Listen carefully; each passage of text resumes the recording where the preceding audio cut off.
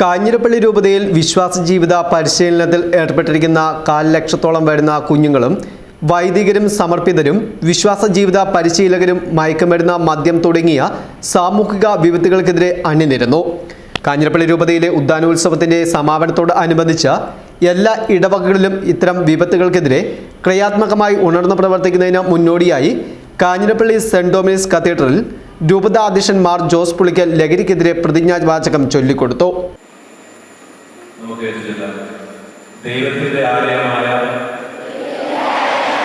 എന്റെ ശരീരത്തെയും മനസ്സിനെയും ചിന്തകളെയും നശിപ്പിക്കുന്ന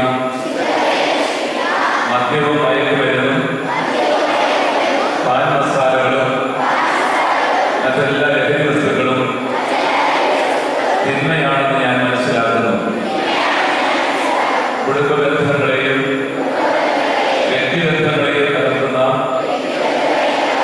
അന്തസ്സും അഭിമാനവും ആരോഗ്യവും ഇല്ലാതാക്കുന്ന മദ്യവും ലഹരി വസ്തുക്കളും ഉണ്ടാക്കുകയോ ഒഴുകുകയോ ഉപയോഗിക്കുകയോ ചെയ്യുകയില്ലെന്നും ഞാൻ പ്രതിജ്ഞ ചെയ്യുന്നു. ഇത്തരം സാമൂഹിക പ്രവൃത്തിക്കെതിരെ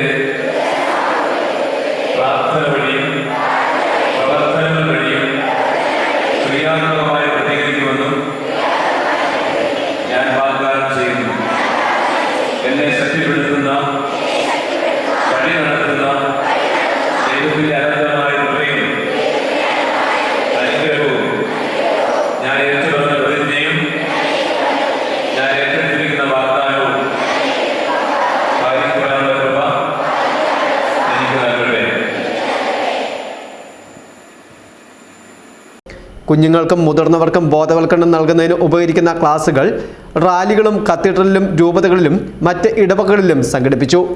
കുടുംബത്തിലും സമൂഹത്തിലും നിഷേധാത്മക ഭാവങ്ങൾ ഉളവാക്കുന്ന ഇത്തരം വിപത്തിനെതിരെയുള്ള സന്ധിയില്ലാത്ത സമരത്തിന് ഇവിടെ തുടക്കം കുറിക്കുകയാണെന്നും കുരുന്നു മനസ്സുകളിൽ നന്മയുടെ പാഠങ്ങൾ നിറയ്ക്കുവാനും സനാതന മൂല്യങ്ങൾ മുറുകെ പിടിച്ച് ജീവിക്കുവാൻ പ്രചോദനമേകുന്ന ഈ സത്കർമ്മത്തിൽ ഒരുമിച്ച് മുന്നേറുവാനും സാമൂഹിക വിപത്തിനെതിരെ കരങ്ങൾ ചേർത്ത് നല്ല നാളേക്കായി ഉണർന്ന് പ്രവർത്തിക്കുവാനും മാർ ജോസ് പുളിക്കൽ ഏവരെയും ആഹ്വാനം ചെയ്തു.